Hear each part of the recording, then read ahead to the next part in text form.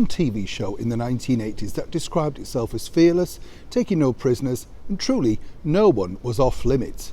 But seemingly now there is someone that has frightened this once revered satirical TV show, which is about to become, hopefully, a West End hit.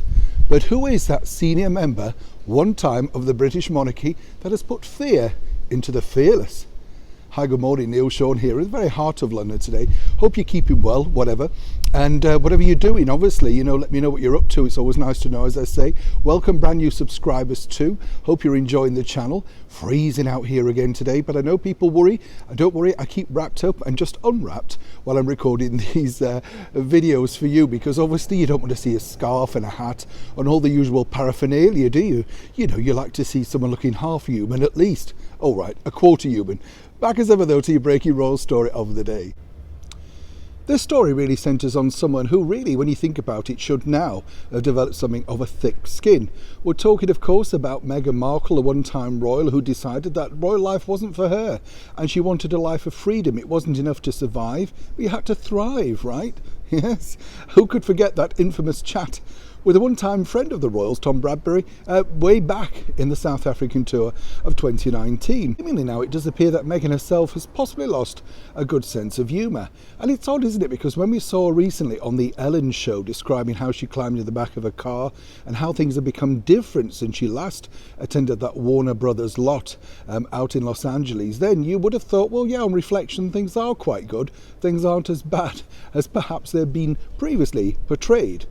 But it does appear that Miss Markle and Prince Harry, as we know, have seemingly lost quite a lot of humour from their lives. And this all stems from a brand new production which is set to hit the West End later this year. Now, if like me you grew up in the 1980s loving the satirical TV show Spitting Image, you know, the show that had the puppets that were so lifelike, the voices so believable, and the script as spiky as a bed of nails? Remember that? Well, it recently came back a couple of years ago on TV via a low streaming service, but it didn't really take off in the same way.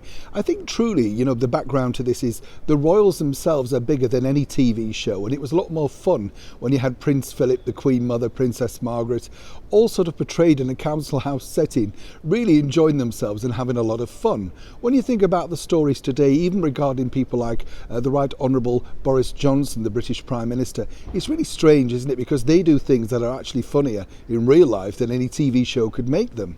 But now the makers of that TV show are planning to hit the West End, and they say that it's a no-hold-bars sort of show. They can do anything they want on stage. Many of the things that they couldn't do, or can't do, should I say, on television.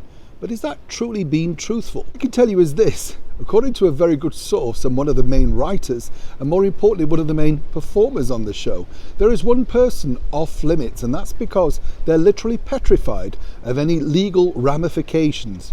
You know who I'm talking about, of course, the one and only Meghan Markle. And what's interesting is both her and Prince Harry would be ripe for a lot of jibes and jokes, obviously. But seemingly, according to those people, the person that they're really looking towards is nothing to do, of course, with Harry and Meghan. They're claiming that they're oversaturated and people really are fed up with them. But, clearly when you think about it, their litigation problems, the Oprah Winfrey interview, the spectacle of the wedding, the secret wedding, you could go on and have a lot of fun doing stuff like this on stage. But according to a very good source, seemingly not. Harry and Meghan, for whatever reason, are 100% off limits. So finally, it looks like Harry and Meghan have zipped Spitting Image. I'd love to know exactly what you think to this particular breaking story of the day. Is it right? Should satirical comedy be open to all? And what makes these people so frightened of making fun of the famous? Neil Sean in the very heart of London.